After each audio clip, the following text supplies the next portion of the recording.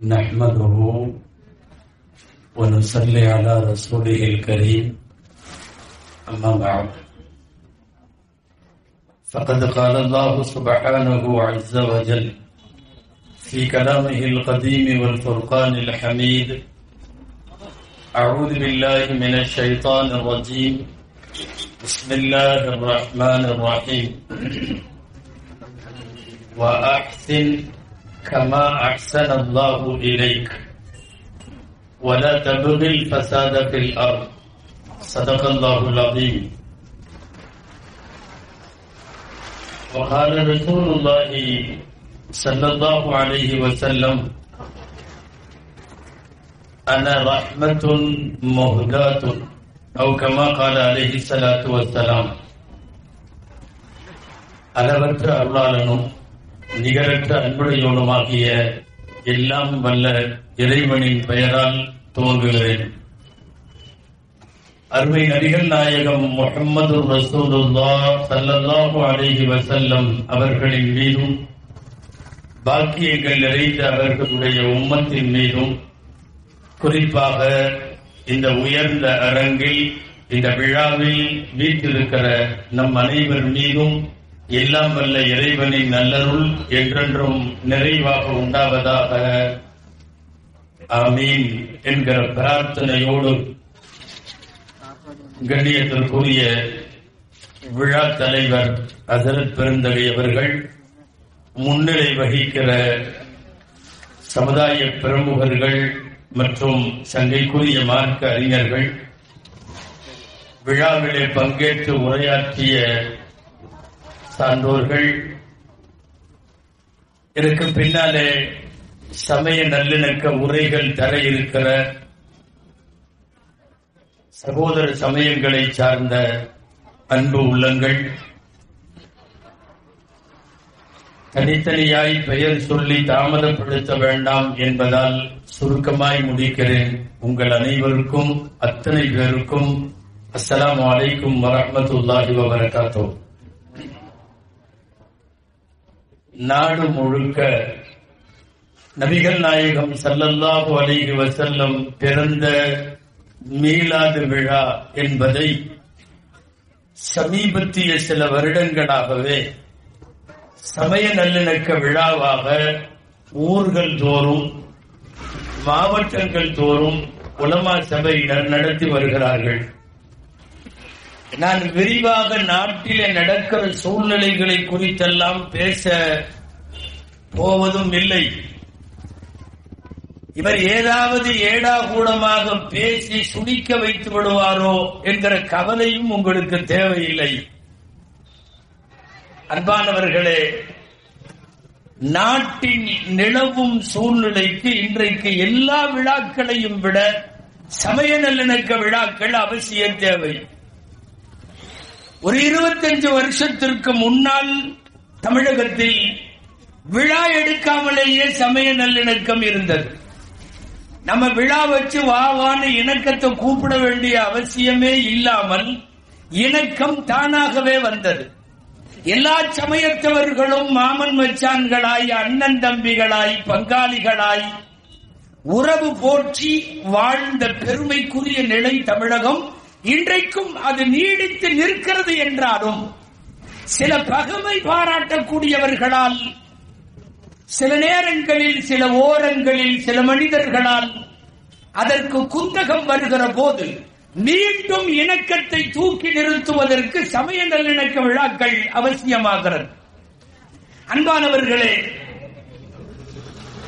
யாரையாவது பிரிப்பதன் மூலம், யாரோடாவது யாருக்காவது ஒரு சண்டையை ஏற்படுத்துவதன் மூலம் தங்களினுடைய வாழ்வை சில பேர் அமைத்துக் கொள்ளுகிறார்கள் என்றால் அதற்கு எதிர்வினை ஒன்றும் செய்ய வேண்டாம்.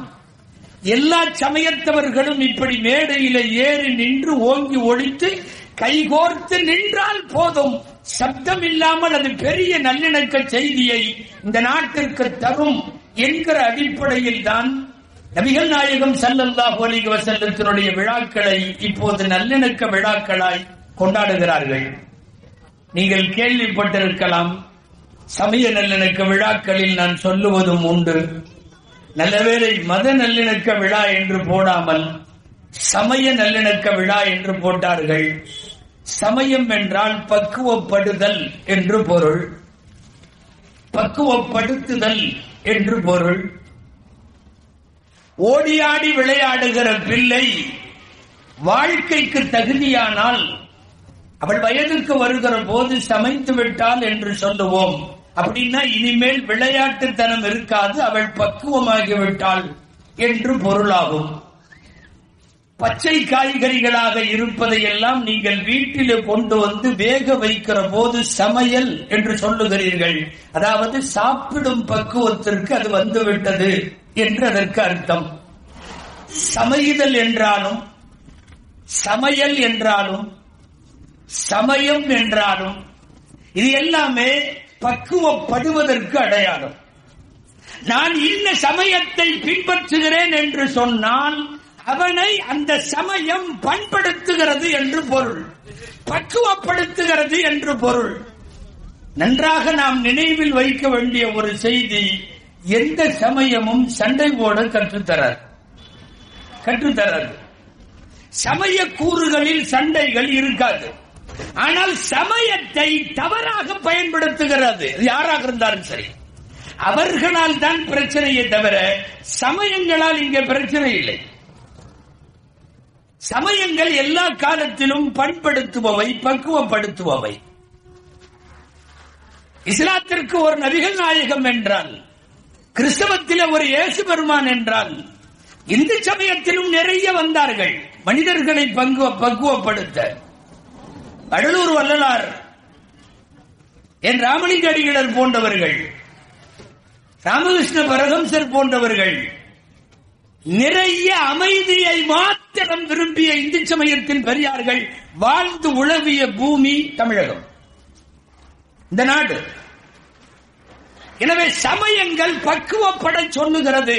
சில பேர் பக்குவப்படாமல் தன் பாக்கெட்டுகளை பக்குவப்படுத்த, தன் நாற்காலிகளை பக்குவப்படுத்த, தன் அரசியல் இருப்பை தக்க வைத்துக் கொள்ள யாராவது சண்டை போட வேண்டும் என்கிற அடிப்படையில் மூட்டப்படுகிற சமய சண்டைகள் என்பது சமயத்தின் மீதான குற்றம் அல்ல.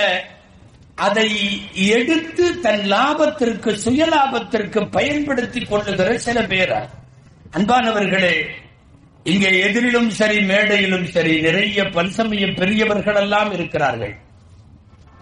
இந்தியாவிலே 8 சமயங்களுக்கு இந்தியா தான் பிறப்பிடம், பெர்த் பிளேஸே 8 சமயங்கள் இந்தியாவிலே பிறந்தவை. சில சமயங்கள் வெளிநாடுகளில் இருந்து வந்தவை. இஸ்லாம் வெளியிலிருந்து வந்தது. அதிலே காணப்பட்ட சமத்துவத்தையும் சகோதரத்துவத்தையும் பார்த்து இந்தியாவினுடைய பண்டைய மக்கள் பல பேர் அதை தழுவினார்கள். உங்களுக்கு தெரியுமா, கிறிஸ்தவத்தினுடைய பிறப்பிடம் எது தெரியுமா? உங்களில் சிலர் அறிந்திருக்க முடியாது. இன்றைக்கு போர் பூமியாக இருக்கிற பலஸ்தீனம், இயேசு பெருமான் பிறந்த ஊர் அது, பைத்துல் லஹம். நீங்கள் வரலாற்று புத்தகங்களில் பெத்லஹேம் என்று படிக்கிறீர்களே, பெத்லஹேம் இன்றைக்கு இருப்பது அங்கே பிறந்த கிறிஸ்தவ மதம். ஆனால் இங்கே வந்ததற்கு பிறகு அவர்கள் தங்கள் சேவைகளால், அவர்களினுடைய நடவடிக்கைகளால் ஈர்க்கப்பட்ட பல பேர் கிறிஸ்தவர்களாக இன்றளவும் வாழுகிறார்கள். இதுக்கு நேர் மாற்றம், வெளியிலே இருந்து வந்த மதங்கள் எல்லாம் இங்கே வேகம் பெற்று வளர்கிற அதே நேரம் இங்க இருக்கிற சில மதங்களுக்கு இங்கே மதிப்பில்லை, ஆனால் வெளியிலே மரியாதை. அன்பானவர்களே, புத்த மதத்தினுடைய பிறப்பிடம் இந்தியா. இந்தியாவிலே புத்த மதத்தை பின்பற்றுபவர்கள் குறைவு. ஆனால் இலங்கையில், வியட்நாமில், இந்தோனேஷியாவில், சுமத்ரா தீவினுடைய அந்த படுகரைகள் அத்தனையும் புத்த மதம். இலங்கையினுடைய சொல்ல போனா ஒரு அபிஷியல் ரிலிஜியன் என்று சொல்லக்கூடிய அளவுக்கு ஆசியாவினுடைய ஓரப்பகுதிகள் எல்லாம் புத்த மதம். ஆனால் புத்த மதம் பிறந்த இடமான இந்தியாவிலே அவ்வளவு பெரிய வரவேற்பை பெறவில்லை. நான் சொல்ல வருவது, எங்கிருந்து வேண்டுமானாலும் மதம் வரட்டும், பிடித்தவர்கள் அவரவர்கள் தங்களின் சமயம் எது ஈர்க்கப்பட்டதோ அதை பின்பற்றுகிறார்கள். ஒரு சமயத்தை பின்பற்றுவது ஒரு மனிதனுக்கான உரிமை. அவன் என்ன பின்பற்ற வேண்டும், அவன் என்ன வணக்கம் செய்ய வேண்டும், அவன் என்ன சாப்பிட வேண்டும், என்ன உடுத்த வேண்டும், அவனுடைய தனி மனித உரிமை. எந்த காலத்திலேயும் சமயங்கள் சண்டைக்கு வந்துவிடக் கூடாது என்பதற்காகத்தான் இந்தியாவினுடைய பாரத தேசத்தினுடைய மூத்த குடிமக்கள் 40களிலே வாழ்ந்த இந்த நாட்டினுடைய அறிவுஜீவிகள் எல்லாம் சேர்ந்து நமக்கு அமைத்து தந்த அரசியல் அமைப்பு சட்டம்.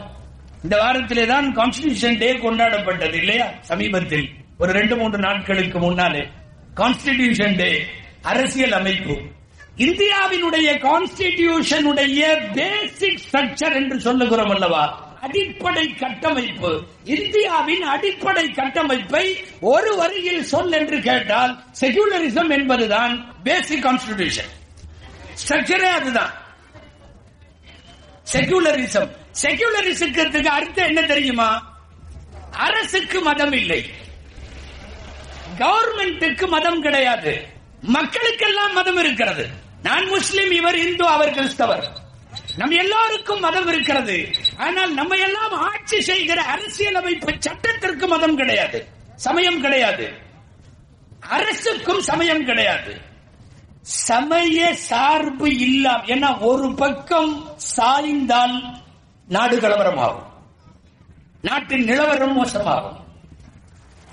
அப்படி ஒரு டிபெண்டட் கவர்மெண்ட் இருந்துவிடக் கூடாது என்பதில், ஒரு சாய்வு நிலை வந்துவிடக் கூடாது என்பதில் நம்முடைய பெரியவர்கள் கவனம் செலுத்தி அமைத்து தந்ததுதான் இந்தியாவினுடைய கான்ஸ்டிடியூஷன், சமய சார்பற்ற தன்மை. அன்பானவர்களே, எல்லாரும் நபிகள் நாயகத்தினுடைய விழாவிலே பேசிக் கொண்டிருக்கிற போது நான் நபிகள் நாயகம் ஸல்லல்லாஹு அலைஹி வஸல்லம் அவர்கள் முன்னெடுத்த இணக்கம், ஏன் அவர்களின் விழா இதற்கு தகுதி பெறுகிறது என்பதையெல்லாம் சில வரிகளில் சொல்லித்தான் ஆக வேண்டும். நபிகள் நாயகம் எந்த மாதிரி அமைதியை விரும்பிய தலைவர், ஏன்னா குற்றச்சாட்டை சர்வசாதாரணமா சர்வதேச அளவிலே தொடர்ந்து சொல்லிக் கொண்டே இருக்கிறான். அதனாலே அப்படிப்பட்ட விஷமத்தனமான கருத்துக்களை பரப்புவர்களுக்கு நபிகள் நாயகம் யார் என்று சொல்ல வேண்டும். அதாவது நபிகள் நாயகம் வருகைக்கு முந்தைய அரபு நாடு, நல்லா தெரிஞ்சுக்கணும், அவங்க எல்லாம் சாப்பிடாம கூட இருந்துருவாங்க, சண்டை போடாம இருக்க மாட்டாங்க. சண்டை எப்போதும் நடக்கும். சண்டை இல்லாம இருந்தா நம்ம சொல்லுவோம் இல்லையா, கையெல்லாம் பரபரங்குது. அவனுக்கு அந்த வாளை எடுக்கலன்னா சாப்பாடு இறங்காது. ஏதாவது சண்டை போடணும். குலப்பெருமைக்கோ கோத்திர பெருமைக்கோ கொள்ளையடிப்பதற்கோ எவன் சொத்தையாவது எடுப்பதற்கோ நானா நீயா என்று காட்டுவதற்கோ, மொத்தத்தில் சண்டை சமூகம் அது. அந்த சண்டை சமூகத்திலே பிறக்கிறது இந்த முகம்மது என்கிற சமாதான புறா. என்ன செய்கிறார்கள் தெரியுமா? சண்டை போட்டவனை எல்லாம் கூப்பிட்டு சமரச பேச்சுவார்த்தை. மக்காவிலும் 13 வருஷம் அதுதான் நடந்தது, மதீனாவிலேயும் 10 வருஷம் அதுதான் நடந்தது. 500 வருஷமாக தங்களுக்குள் மோதிக் கொண்டிருக்கிற 2 தரப்பாரை அழைத்து மீண்டும் மீண்டும் அமர்ந்து பேசி முடித்து அவர்கள் சகோதரர்களாக மாறிப்போன விந்தை முஹம்மது என்கிற அற்புதத்தினுடைய ஒரு மிகப்பெரிய சான்று. முஹம்மதுவால் மட்டும்தான் அது சாத்தியப்பட்டது. எப்படிப்பட்ட சண்டைக்காரனையும் கைகுலுக்க வைத்து விடுகிற, தோளில் கை போட்டு விடுகிற, சண்டையை ஓய்த்த, சண்டை இல்லாத அமைதி பூமி என்று நபிகளார் வருகைக்கு பின் அந்த பூமி மாறி போனதல்லவா? அதனால்தான் மீலாத விழா என்கிற நபிகள் நாயகத்தின் பிறப்பு விழா நல்லிணக்க விழாவிற்கு தகுதியாகிறது. இன்னொன்றும் சொல்ல வேண்டும், எம்பெருமானார் ஸல்லல்லாஹு அலைஹி வஸல்லம், ஏன்னா நிறைய பேர் வரலாறுலயே தப்பா எழுதி வைக்கிறான். நபிகள் நாயகம் நிறைய வன்முறை எல்லாம் செஞ்ச தலைவருங்கிறான். இஸ்லாம் வாளால் பரவியதுன்னு எழுதி வச்சிருக்கான் சில பேர். இந்த ப்ரொஃபசர் கே ஹிட்டின்னு ஒருத்தர் இருக்கார், மிகப்பெரிய ஆய்வாளர், கிறிஸ்தவ பேரறிஞர், ஆய்வாளர், வரலாற்று ஆய்வாளர். அவர் இஸ்லாம் அட் த கிராஸ் ரோடு அப்படின்னு ஒரு புத்தகம். இந்த புத்தகத்தில் அவர் எழுதுறாரு, இந்த பூமியில 800 வருஷமா ஒரு பொய் சொல்றானுங்க. 800 வருஷமா என்ன பொய்னா, இஸ்லாம் வாழால் பரவியதுன்னு சொல்லி பொதுவா ஒரு தியரி இருக்கு நாட்டுப்புறத்துல, என்னன்னா ஒரு பொய்ய திரும்ப திரும்ப சொல்லிட்டே இருந்தா உண்மையாயிரும். திரும்ப திரும்ப நல்லா தாங்க ரோட்ல ஒருத்தர் போயிட்டு இருப்பாரு, திண்ணையில உட்கார்ந்து இருக்கிறவன் என்ன மூஞ்சி ஒரு மாதிரி இருக்குமா, நல்லா தான் இருந்திருக்கும், கிளப்பி விடுவான் அவனா, அவர் டிஸ்டர்ப் ஆக மாட்டார். அப்போ கொஞ்ச தூரம் போன உடனே இன்னொருத்தனும் அதையே ஏன் என்னாச்சுமா, முகம் சரியில்லையம்மா, லேசா டவுட் வரும். இப்படியே இங்க தெருவை கிடக்கிறக்குள்ள 10 பேரும் மூஞ்சி சரியில்லைன்ட்டான்னா அவன் நேர கண்ணாடி முன்னாடி போய் நின்றுவான். என்ன ஆச்சு நமக்கு? ஒரு பொய்யை திரும்ப திரும்ப சொல்லுவதால் ஓரளவு உண்மையாகிவிட முடியும் என்கிற இந்த ஒரு சித்தாந்தத்திலே வாளால் பரவியதுங்கிறான். நான் பொது சமூகத்திடம் ஒரு செய்தி வைக்கிறேன். பெருமானார் ஸல்லல்லாஹு அலைஹி வஸல்லம் என்கிற நபிகள் நாயகம் போரிலே பங்கேற்றார்கள், உண்மை. மொத்த வாழ்க்கை 63 வருஷம். 63 வருஷ வாழ்க்கையில் 55வது வயது வரை கையில வாழ தூக்கவே இல்லை. ஏங்க, ஒரு மனிதனுடைய வாழ்க்கையில 63 வருஷம், 55வது வயசு வரைக்கும் எந்த யுத்தத்துக்கும் போகல, எந்த சண்டையும் நடக்கல, எந்த வாளையும் கையில எடுக்கல. முதலாக அவர்கள் தற்காப்புக்காக வேண்டி தன்னை மீண்டும் அடிப்பவனிடம் இனிமேல் குடியக்கூடாது என்று முடிவெடுத்து கொட்ட குடிப்பது கோழைத்தனத்திற்கு அடையாளம் என்று சொல்லி மைதானத்திற்கு அவர்கள் வருகிற போது வயசு 55, அந்த இடத்திற்கு பத்ர் மைதானம் என்று பெயர். ரசூலுல்லாஹ்வுடைய வாழ்க்கையில சந்திச்ச முதல் போர் அது. நான் கேட்கிற 63 வருஷத்துல 55 வயசு வரைக்கும் சண்டை போடுறவனை எல்லாம் கூப்பிட்டு சமாதானம் பேசிட்டே இருந்த ஒருத்தர் தற்பாதுகாப்புக்காக வேண்டி தள்ளாடுகிற முதுமையை தொட்டுவிட்ட இறப்பை நெருங்கி கொண்டிருக்கிற காலத்தில் வாள் எடுத்து கொண்டு வந்தார்னா இவன் உடனே வாளால் பரவி என்ற வரலாறு எவ்வளவு தூரம் அது புனைவு என்று நமக்கு புரிய வேண்டும், எவ்வளவு தூரம் அது ஒரு இட்டு கட்டப்பட்ட செய்தி என்பது புரிய வேண்டும். சண்டை பூமியை சமாதானமாய் ஆக்கியதால் நபிகள் நாயகம் விழா மட்டும்தான் அந்த இணக்கத்திற்கு தகுதியான விழா என்பதை நான் அழுத்தமாய் இந்த மேடையில் பதிவு செய்வேன். அன்பானவர்களே, நபிகள் நாயகம் வாழுகிறார்கள். அவர்கள் வாழுகிற அதே ஊர் சிலைகளை வணங்கக்கூடிய முஷ்ரிக்குகள் என்று சொல்லக்கூடியவர்கள் வாழுகிறார்கள். கடவுளே இல்லை என்று சொல்லக்கூடிய இறை நிராகரிப்பாளர்கள் வாழுகிறார்கள். ஒரு பெரிய சமூகமாக யூதர்கள் கூடவே வாழுகிறார்கள். கிறிஸ்தவர்கள், குறிப்பாக நஜ்ரானுடைய கிறிஸ்தவர்கள் என்று குர்ஆனும் ஹதீஸும் பேசுகிற ஒரு பெரும் கிறிஸ்தவ சமூகம் வாழுகிறது. இதையெல்லாம் தாண்டி நெருப்பை வணங்குகிற மஜூசிகள் என்பவர்கள் வாழுகிறார்கள். இவ்வளவு பேரும் வாழுகிறார்கள், நடுவில் நாயகமும் வாழுகிறார்கள். அடுத்த சமயத்தின் இருப்பை ஏற்பதுதான் உயர்ந்த நல்லிணக்கம். நீங்கள் நன்றாக இந்த வார்த்தையை குறித்துக் கொள்ள வேண்டும். நான் மட்டும்தான் இருப்பேன், நீங்கள்லாம் வெளியே போ. நான் மட்டும்தான் இருப்பேன், இது என்னுடைய நாடு, முஸ்லிம் நாடு, நீ அத்தனை பேர் வெளியே போ. அல்லது இது கிறிஸ்தவ நாடு, மற்றவங்க எல்லாம் வெளியே போ. அல்லது இது இந்துக்களின் நாடு, மற்றவன் எல்லாம் வெளியே போ. நாடு விளங்காம போயிடும். அன்பானவர்களே, பிற சமயத்தின் இருப்பை ஏற்குதல் என்பதுதான் உச்சகட்ட சகிப்புத்தன்மை.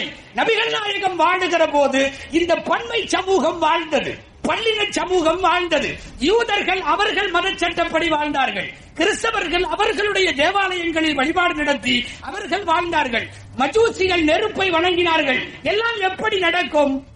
அங்கிருக்கிற மெஜாரிட்டியினுடைய ஒரு தலைமை கொஞ்சம் இணக்கத்தோடு இருப்பதால் தான் அவரவர்கள் வழிபாட்டு பிரகாரம் வாழ அனுமதிப்பது ஒரு பெருந்தன்மை.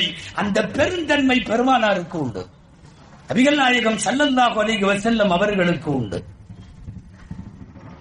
மீண்டும் மீண்டும் ஒரு தவறை சொல்லி அதை உண்மையாக்க முனைகிற ஒரு காலச்சூழல் இருப்பதால் தான் உலகம் முழுக்க நல்லிணக்கத்தை பற்றி நாம் அதிகம் பேச வேண்டிய சூழ்நிலை. சில நேரம் நல்லிணக்கத்தை பேசினாலும் 4 பேர் திட்டிட்டு இருப்பான்.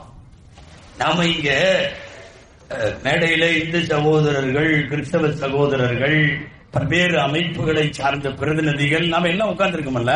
இதே மாதிரி வேற ஒரு இடத்துல 4 பேர் உட்கார்ந்து திட்டிட்டு இருப்பான். இவங்க எல்லாம் ஏன் ஒன்னா உட்கார்றாங்க? ஏன்னா ஒன்னா உட்கார்ந்தா அவங்களுடைய முன்னேற்றத்துக்கு ஏதாவது பிரச்சனையா இருக்கலாம். இவங்க நம்ம ஒன்னா உட்கார்றதுங்கிறது அவங்களுக்கு பிடிக்க மாட்டேங்குது. மீண்டும் மீண்டும் இவர்களெல்லாம் இணையக்கூடாது என்பதில் கவனம் செலுத்துகிற தீய சக்திகளுக்கு இடையில் இணைவோம். இந்த நாட்டில் எல்லா சமயத்தவர்களும் சொல்லிக் கொடுத்தது போல் இந்த நாட்டில் இருக்கிற எங்களுக்குள்ள பாகுபாடு இல்லை. சமயங்கள்ல நாங்க அண்ணன் தம்பிகள். எங்கள் பிரியாணியை சாப்பிடுகிற அந்த சமயத்தை சார்ந்தவர்களும் அவர்களின் பலகாரங்களை சாப்பிடுகிற முஸ்லிம் பாய்களும் இன்றைக்கும் இருக்கிறார்கள். ரம்ஜான் வர்றதுக்கு முன்னாடியே அட்வான்ஸ் புக்கிங் 1 மாசத்துக்கு முன்னாடியே பாய் மறந்துடாத சொல்லி வைக்கிற ஆட்கள் எங்களிலே இருக்கிறார்கள். உன் பண்டிகையின் போது என்னை நீ கவனிக்கவில்லை என்று பேசக்கூடிய பெருந்தன்மைக்குரிய சகோதரர்கள் இங்கே இருக்கிறார்கள். இந்த நாட்டிலே அந்த நாடு இந்த நாடு, அந்த மொழி இந்த மொழி, அந்த ஜாதி இந்த ஜாதி, இந்த நிறம் எல்லாவற்றையும் தாண்டி ஒரு இந்தியாவின் இணக்க சமூகம் இன்றைக்கும் வாழுகிறது. சிந்து நதியின் மிசை நிலவினிலே சேரணன் நாட்டிலும் பெண்களுடனே சுந்தர தெலுங்கினில் பாட்டி செய்து தோணிகள் ஓட்டி விளையாடி வருவோம் பாடியவன் பாரதி. இந்தியாவினுடைய தேசிய ஒருமைப்பாட்டை இணக்கத்தை உலகத்திற்கு அறைகோல் விடுப்பான். கங்கை நதிபுரத்து கோதுமை பண்டம் காவிரி வெற்றிலைக்கு நாங்கள் மாறுகொள்ளுவோம். எங்கோ விளையும் பொருள் இங்கே வந்து விற்பனைக்கு வரும். இங்கே தயாராகிற பொருள் அங்கே கொண்டு போய் எங்கள் நாட்டின் கடைக்கோடியில இருப்பவன் அனுபவிப்பான். ஒரு பல்லின சமூகம் இந்தியாவில் எப்படி இணக்கத்தோடு வாழ முடியும் என்பதை நம்முடைய சமய பெரியவர்கள் எல்லாம் நமக்கு சொல்லி இருக்கிறார்கள். நாங்க எங்க போட்டு இணக்கத்தை கெடுக்கிற சூழ்நிலையோ வன்முறையை விரும்புகிற சூழ்நிலையோ நிச்சயம் இல்லை. குறிப்பாக நான் தமிழ் சூழலில் சொல்லுகிறேன். தமிழக முஸ்லிம்கள் மிகவும் அமைதியை விரும்புகிற பெருமக்கள். தமிழகத்தில் இருக்கின்ற அமைதியை விரும்புகிற இந்து சமயத்தின் சகோதரர்களும் மிகவும் அமைதியை விரும்புகிற கிறிஸ்தவ சகோதரர்களும் நன்றாகத்தான் நாங்கள் வாழுகிறோம். தயவு செய்து சொல்லுகிறோம், சண்டையை விரும்பும் யாரும் இடையில வராதீர்கள். எல்லாருமே அவன் மதத்தை தூக்கிட்டு இது எங்க நாடுன்னு சொல்ல ஆரம்பிச்சான்னா எங்க போறது? நம்ம ஆரம்பத்தில் அறிமுகப்படுத்துறப்ப அசீம் மஸ்லை சொன்னாரு, அஜரத்தோட பயான டிக்டாக் பண்றாங்க. வேற ஒன்னையும் டிக்டாக் பண்ணல, மெயினா ஒரே ஒரு 2 வரியை டிக்டாக் பண்ணி அது ரொம்ப வைரல் ஆச்சு. என்னன்னா, எங்களை எல்லாம் பாகிஸ்தானுக்கு பாகிஸ்தானுக்கு போன்னு சொல்லிட்டே இருக்கியே, எங்களுக்கு என்ன மாமியா கூட அங்க இருக்குதுன்னு கேட்டேன். இல்ல உண்மை நான் இன்றைக்கும் கேட்கிறேன், எங்களுக்கு என்ன மாம மச்சானா மாமியா ஊடா? நாங்க எதுக்கு போகணும்?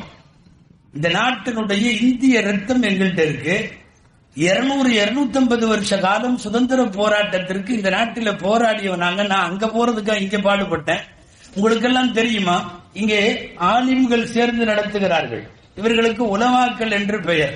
மசூதிகளிலே இவர்கள் தலைப்பாகை கட்டி தலைமை தாங்கி வழிபாடுகளை தலைமை ஏற்று நடத்தி தருவார்கள். 40 to 47 வரைக்கும் இந்த பள்ளிவாசல்களில் இமாம்களாக மசூதிகளில் மதகுருக்களாக இருப்பவர்கள் செய்த வேலை என்ன தெரியுமா? 47 நேரத்தில் சொல்றேன், முன்னாடி விடுதலைக்கு பேசினார்கள். 47 நேரத்திலும் அதை ஒட்டிய 48-49 நேரத்தில் என்ன பேசினாங்க தெரியுமா? நாடு எப்படி பிரிந்தாலும் நாம் வேற எங்கேயும் போகக்கூடாது, இந்தியாவில தான் இருக்கணும். இதை பேசியது உலமா பெருமக்கள். நாங்க தான் இன்னைக்கு வரைக்கும் நல்லிணக்கத்தையும் பேசுகிறோம். எங்களுடைய மசூதிகளிலே இருக்கிற நாங்கள் உரையாற்றுகிற மெம்பர் படி என்று சொல்லுகிற அந்த படிக்கட்டு 47-48 எல்லாம் என்ன பேசிச்சு தெரியுமா? பாகிஸ்தானுக்கு போகாதீர்கள், இந்திய மண், இந்த மண் நம்முடைய மண், இந்த மண்ணின் ரத்தத்தோடும் உணர்வோடும் உதரத்தோடும் எல்லாத்திலையும் நமக்கு தொடர்பு இருக்கிறது, போக வேண்டாம் என்று நாங்கள் பேசியதற்கு பிறகு இன்னைக்கு நீ 90க்கு பின்னாடி வந்து நின்றுட்டு ஏறத்தாழ 70-75 ஆண்டு கால சுதந்திர இந்தியாவை நாங்கள் கடந்ததற்கு பிறகு நீ அங்க போ நீ இங்க போனா நாடு விளங்குமா? அன்பானவர்களே, தேவை நல்லிணக்கம். அந்த இணக்கம் எல்லாரையும் இருத்தி அனுசரித்து போவது. நிறைய பேர் குரான்ல அப்படி இருக்கா இப்படி இருக்கா என்று நினைக்கிறார்கள். நான் ஒரு 2 வசனம் மாத்திரம் குரான்ல, இந்த மாநாட்டின் சமய நல்லிணக்கம் என்பது வெற்றியாக வேண்டும், அதற்காக சொல்லுகிறேன். குரான்ல உள்ள ஒரு வசனம் இது. மன் கத்தல நஃப்ஸன் பிகைரி நஃப்ஸின் அவ் ஃபஸாதின் ஃபில் அர்த் ஃபகஅன்னமா கத்தல الناس ஜமீஆ. உலகத்தில் ஒரே ஒரு உயிரை எவனாவது கொலை செய்தான், நியாயம் இல்லாமல் ஒரு உயிரை கொலை செய்தால் அவன் உலகத்தையே கொன்றவனை போல. இது குர்ஆனிலே இருக்கிறது. ஒரு கொலை அகிலத்தையே கொலை செய்தவன். அடுத்த வரியில் அல்லாஹ் பேசுகிறான், ஒரே ஒரு உயிருக்கு யாராவது வாழ்வு கொடுத்தால், ஒரு உயிரை வாழ வைத்தால் அவன் அகில உலகத்தில் இருக்கிற எல்லா மானுடத்தையும் வாழ வைத்தவனை போல என்று பேசுகிற குர்ஆனை தான் நாங்கள் கையில வைத்திருக்கிறோம். வர்றவனை எல்லாம் அடி, வர்றவனை எல்லாம் போடு, வர்றவனை எல்லாம் திட்டு, நாட்டில் இரத்த களரி உண்டு, எங்களுக்கும் அதற்கும் சம்பந்தம் இல்லை. திட்டமிட்ட பிரச்சாரங்கள் எப்பவுமே தொடர்ந்து, நான் ஆரம்பத்தில் சொன்ன மாதிரி ஒரே பொய்ய திரும்ப திரும்ப சொல்றேன். பயங்கரவாதி பயங்கரவாதி பயங்கரவாதின்னு சொல்லி, அன்பானவர்களை நான் நிறைய தடவை சொல்லியிருக்கேன். பஸ்ல எல்லாம் நான் போனா நம்ம பக்கத்துல எல்லாம் எவனும் உட்காரவே மாட்டேங்கிறான். தாடி வேற கொஞ்சம் பெருசா இருக்கா, தொப்பி வேற போட்டிருக்கிறோமா, உட்கார்ந்து இருக்கு. திருநெல்வேலியில ஏறணும்னு நினைக்கலாம், மதுரை வரையும் போகணும்ல, பக்கத்துல உட்காந்து, பக்கத்துல சீட்டு காலியா இருக்கு, நின்றுகிட்டே வர்றாரு அந்த ஆள். சார் இங்க வானா, நம்ம சொல்றத பார்த்தா நான் கொஞ்ச நாள் வாழணுங்கிற மாதிரி இருக்கு. அதாவது முடிவே பண்ணிட்டானுவோ, நம்ம பாக்கெட்ல எப்பவுமே குண்டு வச்சுட்டே இருப்போம் போல தெரியுது. ஏதாவது பாய் சொல்ல முடியாது, உள்ளுக்குள்ள கத்தி எடுத்து டபக்குன்னு ஓடுற பஸ்ல குத்திடுவார் போல தெரியுது. அன்பானவர்களை நான் நகைச்சுவைக்கு சொல்லல, மாறி மாறி செய்யப்படுகிற தவறான பிரச்சாரம் எந்த காலத்தில் அப்படி இணக்கத்திற்கு விரோதிகளாய் சுதந்திர இந்தியாவில் கிட்டத்தட்ட 75 வருஷத்தை நாங்க தாண்டி விட்டோம். இன்றைக்கு வரையும் ரத்தம் சிந்தாமல், பகமை இல்லாமல் ஒரு சமாதான இந்தியா வேண்டும் என்பதில் போராடி கொண்டிருக்கிறோம். அதற்குத்தான் நாங்கள் எங்களுடைய சமுதாய தலைவரின் விழாவை கொண்டு வந்து மசூதியில வைக்காமல் நடுத்தருவில வைத்து இணக்கத்திற்காக வேண்டி எல்லாரையும் கூப்பிடுகிறோம். உங்களுக்கு தெரியுமா, ஆலயங்களில் மசூதிகளை வழிநடத்துகிற இந்த மார்க்க அறிஞர்கள் என்று சொல்லக்கூடிய உலமா பெருமக்கள், ஈது பெருநாள் வரும், பண்டிகை வரும், ரம்ஜான் முடிந்தவுடன் ஈத் மிலன் என்று சொல்லி ஒன்று வைப்போம். அங்க இருக்கிற எல்லா மதத்தவர்களையும் எல்லாத்தையும் கூப்பிட்டு அவர்களுக்கு விருந்து வைத்து ரம்ஜான் பண்டிகையை அவர்களும் கொண்டாட ஏற்பாடு செய்வோம். உங்களுக்கு தெரியுமா, சுதந்திர தின விழா வரும், குடியரசு தின விழா வரும், எங்கள் பள்ளிவாசல்களில் கொடியேற்றுவோம். பள்ளிவாசல்கள் மட்டுமல்ல, பள்ளிவாசலை ஒட்டி இருக்கக்கூடிய அரபி கற்றுக் கொடுக்கக்கூடிய கல்வி கூடங்கள், அதுல எல்லாம் கொடியேற்றுவோம். கொடியேற்றுகிற போது நாங்கள் எல்லாரும் நிற்போம். எங்கள் வாயிலும் ஜனகணமன அதிநாயக ஜெயக வரும், எங்கள் வாயிலையும் நீராறும் கடலுடுத்த நிலமடந்தை கெளியொழுகும் வரும், எங்கள் வாயிலும் சாரே ஜஹான் சே அச்சா இந்துஸ்தான் ஹமாரா வரும். எந்த அடிப்படையில் இந்த நாட்டில் இணக்கத்திற்கு நாம் எதிராக இருந்திருக்கிறோம்? எங்கள் மசூதிகளில் பண்டிகையின் போதும் எல்லா சமயத்தவர்களும் வாருங்கள் என்று அழைக்கிறோம். மீளாத விழாக்களில் அழைக்கிறோம். ஏன், ஆங்காங்கே புதிய பள்ளிவாசல் கட்டப்பட்டு தமிழகத்தில் சில இடங்களில் திறப்பு விழாக்கள் நடக்கிற போது முன் வரிசையில நின்று திறப்பு விழாவில் சீர்வரிசை கொடுப்பது யார் தெரியுமா? இந்த நாட்டின் பூர்வ குடியில இருக்கக்கூடிய இந்து சகோதரர்கள். ராமநாதபுரம் மாவட்டத்தில் நிறைய பள்ளிவாசல்கள் நீங்க எல்லாம் ஊடகத்தில் நிறைய பார்த்திருப்பீங்க. என்னன்னா, ஒரு ஊர்ல கட்டப்பட்ட பள்ளிவாசல், அந்த ஊர்ல இருக்கிற இந்து சகோதரர்கள் எல்லாம் சேர்ந்து எல்லாரும் தட்டு எடுத்துட்டு வந்து 30 தட்டு எதுக்குன்னா மசூதிக்கு சீர் கொடுக்க வருகிறார்கள். வந்த அத்தனை பேரும் இந்துக்கள். அந்த பள்ளியின் திறப்பு விழாவிலையும் நான் பேசினேன். இந்த கலாச்சாரம் இருக்கிற வரை இந்தியாவை எவனும் ஒன்றும் செய்ய முடியாது.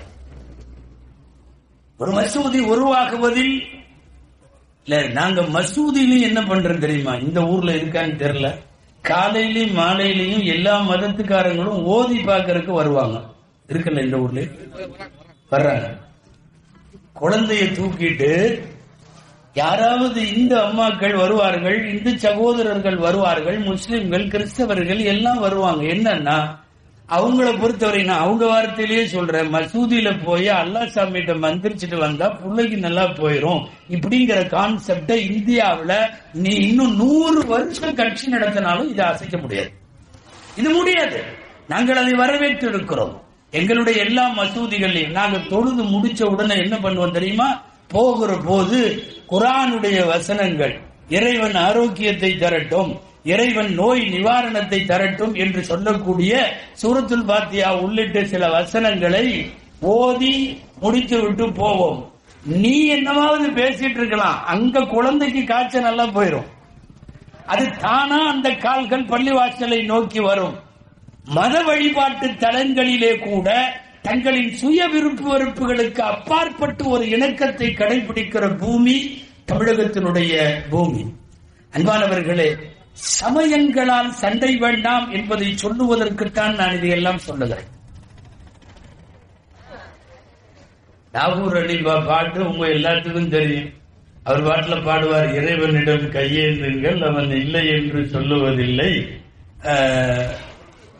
கேட்டு பாருங்கள், அப்படி தொடர்ந்து வரும். நான் கேட்கறது, கடைசி வரைக்கும் பாடுங்க, இறைவனிடம் கையேந்துங்கள். யாராவது சொல்லுங்க பார்க்கலாம், அது இஸ்லாமிய பாட்டான்னு. எந்த மதத்துக்காரனும் பாடுவான். எல்லாமே அவங்களுக்கு ஒரு பரமபிதா, அவங்களுக்கு ஒரு இயேசு, அவங்களுக்கு ஒரு கர்த்தர், அவங்களுக்கு ஒரு ஈசன், ஏதாவது ஒண்ணு. கடைசி வரையும் இறைவனின் தன்மைகளை பேசுகிற இணக்கப்பாடல். சமீபத்தில் கூட பேஸ்புக்ல எல்லாம் ஒரு காணொலி வந்தது. கேரளாவில் உள்ள நம்பூதிரிகள் எல்லாம் மியூசிக் போட்டு அந்த பாட்டை பாடிருந்தாங்க.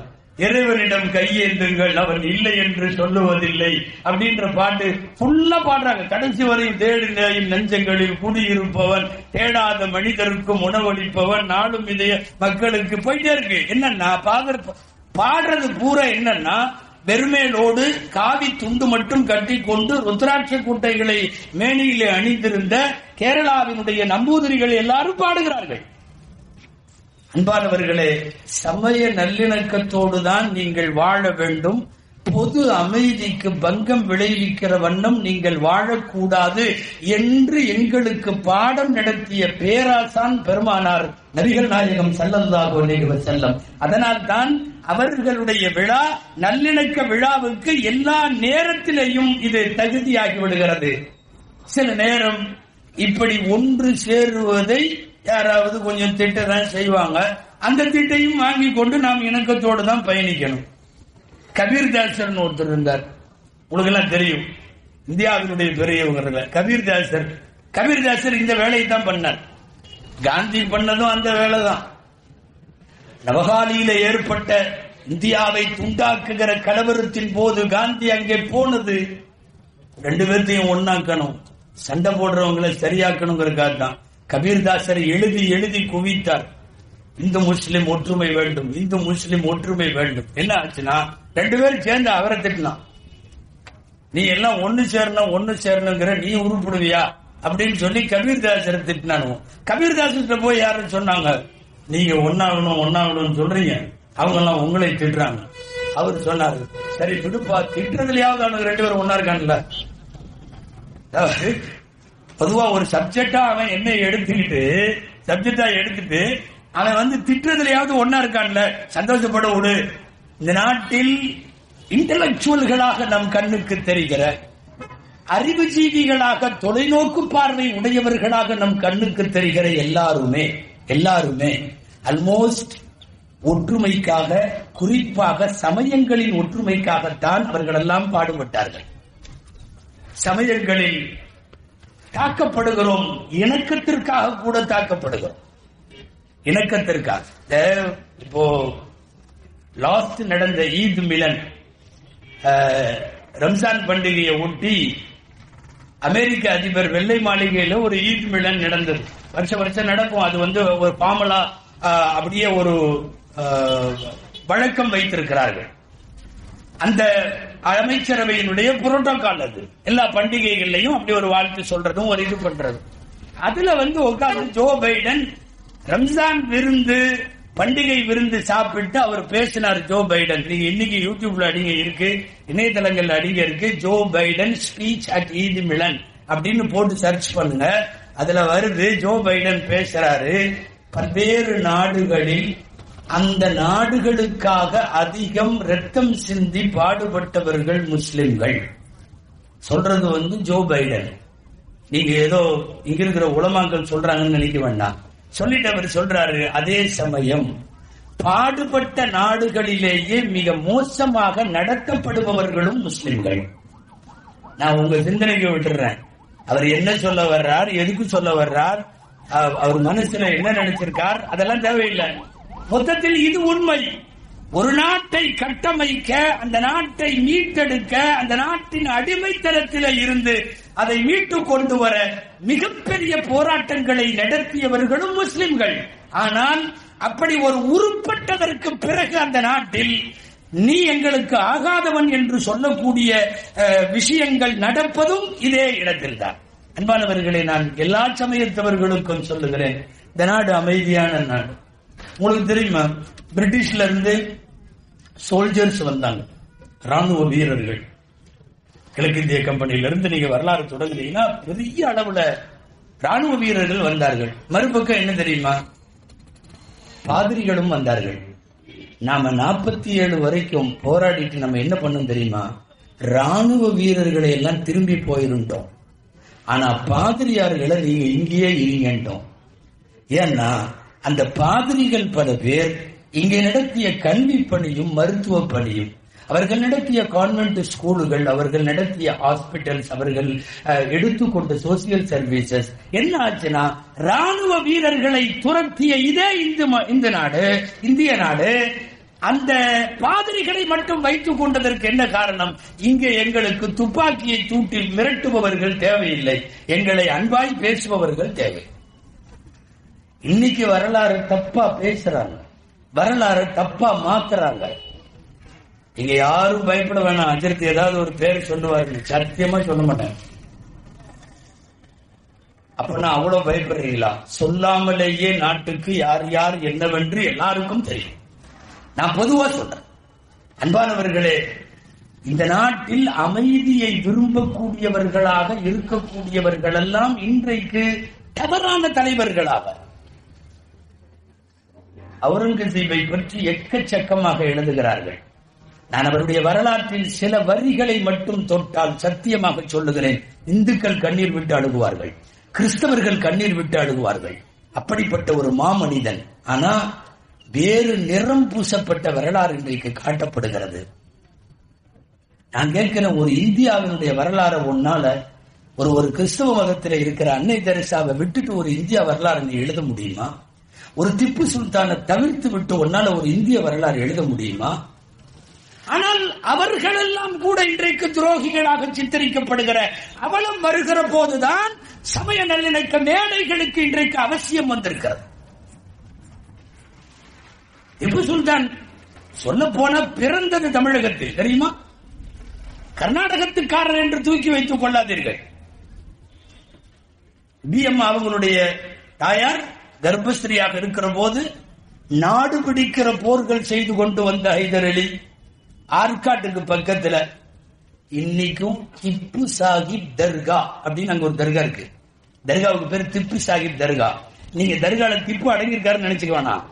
அந்த தர்காவுல திடீர்னு பிரசவ வலி வந்த உடனே அந்த அம்மாவை கொண்டு போய் அந்த தர்காக்குள்ள உட்கார வச்சாங்க. திப்பு சுல்தானுடைய அம்மாவை சொல்றேன் நான். பிரசவ வலி அங்கே வந்து அந்த தர்காவின் வளாகத்திலே தான் பிள்ளை பெற்றெடுத்தவுடன் ஹைதர் அலி இங்க அடங்கி இருக்கிற ஒரு பேர் என்னன்னு கேட்டாங்க. இவரு திப்பு மஸ்தான் தர்கான்னு சொன்ன உடனே திப்புன்னு சொல்லி தன் மகனுக்கு பிறந்த உடனே பெயர் வைத்த இடம் தமிழகத்தின் வடார்காடு மாவட்டம். இந்த நாட்டில் இந்த மண்ணுக்கு சொந்தக்காரர்கள் கடைசி வரை துரோகத்தால் கொல்லப்பட்டவன் திப்பு சுல்தான். நான் வரலாறுகள்ல நிறைய பெரியவங்களை சொல்லிக்கிட்டே வந்தனே.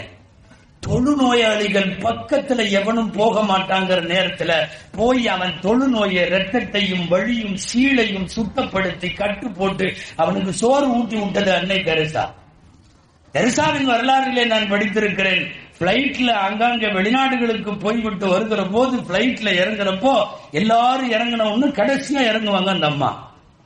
முன்னாடி போலாமல்ல, போக மாட்டாங்க, கடைசியா இறங்குவாங்க. என்னன்னா லாஸ்டா இறங்கினோம்னா அந்த ஏர் ஹோஸ்டஸ் இருக்காங்களே அவங்கள்ட்ட போய் சாப்பாட்டுல மிச்சமானதை எல்லாம் கொடுங்களேன், நான் எடுத்துட்டு போறேன், எங்கிட்ட சில ஆதரவற்றவர்கள் இருக்காங்கன்னு சொல்லி தன்னுடைய துணியில பிளைட்ல நம்மெல்லாம் சாப்பிட்டு தட்டுல மீதி ஆகுமா இல்லையா, அதை இப்படி முந்தானையில ஏந்திட்டு வந்து மகாராஷ்டிராவினுடைய தொழுநோயாளிகளுக்கு தன் கையால ஊட்டி விட்டவர் தெரசா. நான் கேட்கிறேன், இந்து இஸ்லாமிய பெரியவர்கள் இங்க வேணாம், கிறிஸ்தவ பெரியவர்கள் இங்க வேணாம், சீக்கிய ஜெயின சமண எத்தனை சமயமாக இருந்தாலும் அவங்க யாரும் வேணாம் என்று சொல்லிவிட்டால் நாடு சுடுகாடாகிவிடும். நாடு சுடுகாடாகிவிடும். நான் ஒவ்வொரு சமயத்தின் பெரியவர்களும் இந்த நாட்டிற்கு பட்ட பாட்டையும் இங்கே இருக்கிற இணக்கத்திற்கு அவர்கள் மேற்கொண்ட வாழ்வையும் பேச துவங்கினால் வரலாறு நீடும். அன்பானவர்களே, அந்த அடிப்படையில் இந்தியா நீண்ட நெடுங்காலமாக தன்னுடைய சரித்திரத்தில் எப்போதும் நல்லிணக்கத்தை விரும்பி இருக்கிறது. ஆனால் ரொம்ப கஷ்டம் என்ன தெரியுமா? இன்னைக்கெல்லாம் இந்தியாவினுடைய சில ஸ்டேட்ஸ், நான் எந்த மாநிலம் கூட சொல்ல வேணாம், விட்டுருவோம், ஸ்கூல் ஸ்டூடெண்ட்ஸ பிஞ்சு குழந்தைகளை கையில வச்சு, பிஞ்சு குழந்தைகளை அவங்கள இப்படி கையை நீட்ட வைத்து உறுதிமொழி எடுக்கிற போது இந்த நாடு முஸ்லிம்கள், கிறிஸ்தவர்கள் என்று இருக்கக்கூடிய மற்றவர்களுக்கெல்லாம் இல்லை என்பதை போல, அவர்களெல்லாம் உங்கள் எதிரிகள் என்பதை போல, நான் அந்த உறுதிமொழி வாக்கியத்தையே என்னால சொல்ல முடியும், ஹிந்தியில அப்படியே சொல்ல முடியும். வேண்டாம், அது நேரடியாக யாரையாவது சொல்லுவதாக நான் இந்த மேடையை அதற்கு பயன்படுத்த விரும்பவில்லை. அன்பானவர்களை, பச்சிலம் பிஞ்சு குழந்தைகள், 5 வயசு குழந்தைகிட்ட விஷத்தை விதைக்கிறீர்களே, இந்த வரலாறு இப்படி மாற்றப்படுவது நல்லிணக்கத்திற்கு எவ்வளவு எதிரானது? தயவு செய்து சொல்லுகிறேன், சொல்லிக் கொடுங்க தாராளமா. இந்து சமயத்தில் நிறைய பெரியவர்கள் அமைதிக்கு பாடுபட்டவர்கள் இருக்கிறார்கள். அவர்கள் வரலாறுகளை குழந்தைகளுக்கு சொல்லிக் கொடுங்க. கிறிஸ்தவ மதத்தின் பெரியவர்களை சொல்லிக் கொடுங்க. இஸ்லாமிய பெரியவர்களை எல்லாம் சேர்ந்து உருவானதுதான் இந்தியா. இந்தியா என்பது ஒருமை அல்ல, இந்தியா என்பது பன்மை. இந்தியா என்பது ஒருமை சமூகம் அல்ல, அது பன்மை சமூகம். யூனிட்டி இன் டைவர்சிட்டி என்பது, வேற்றுமையிலே ஒற்றுமை என்பது பாரதத்தினுடைய அடிப்படை. இந்த அடிப்படையை மாற்றுவதற்கு முயற்சிக்கிற எந்த இணக்கத்திற்கும் எந்த காலத்திலும் நாம் குறுக்க போயிடக்கூடாது. அப்படிங்கிறதுனால அன்பானவர்களே, நாளைய இந்தியாவுக்கு நாம ஏதாவது செய்தி தரணும்னா சண்டையை சொல்லிட்டு போற மாதிரி ஒரு செய்தியை கொடுத்தா நம்மளை விட கேவலம் வேற யாரும் இல்லை. சண்டைகள் நாளைய சமுதாயத்திற்கு பலனாக வேண்டாம். கூடுமானவரை சமாதானங்களை, அமைதியை தொடர்ந்து சொல்லிக் கொடுங்க இருங்கள். கடைசியாக ஒரு செய்தியை சொல்லி நான் நிறைவுக்கு வருகிறேன். மதத்தின் பெயரால், சமயங்களின் பெயரால் சண்டை போட்டுக் கொண்டே இருந்தால் நிகழ்ச்சி, என்னுடைய பயான் 5 நிமிஷத்துல முடிச்சது. அன்பானவர்களே, அப்படிப்பட்ட சமய சண்டைகளுக்கு எந்த வகையிலும் வாய்ப்பளிக்காத யாரோ எழுதிய தமிழ்நாட்டு நாடோடி கதைகள்னு ஒரு புக்கு, தமிழ்நாட்டு நாடோடி கதைகள், அதுல இருக்குது என்னன்னா, ஊருக்கெல்லாம் சேர்ந்து ஒரு யானை வாங்கினாங்களாம். நான் அடிக்கடி சொல்றது உண்டு. யானை வாங்கியிருக்காங்க. வாங்கிட்டு கிராமத்துல கோயில் யானை மாதிரி இருக்குமல்ல, வாங்கிட்டு அவனுக்குள்ள சண்டை வந்துச்சு. என்ன சண்டைன்னா, யானையோட நெத்தியில என்ன போடுறதுன்னு. அங்கிருந்து சில பேர்லாம் வந்து பட்ட நாமம் போடணும், இந்துக்களுடைய அடையாளம்னு அவங்கெல்லாம்.